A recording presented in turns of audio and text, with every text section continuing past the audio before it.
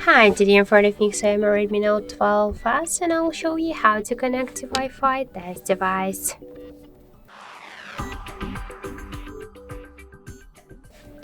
So we should first open the settings and then tap to the Wi-Fi section.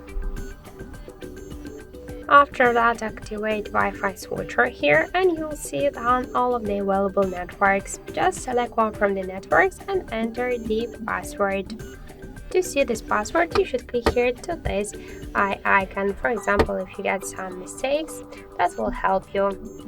So after entering the password, you should tap the connect button, wait a second, and now we could see that our device successfully connected to this network.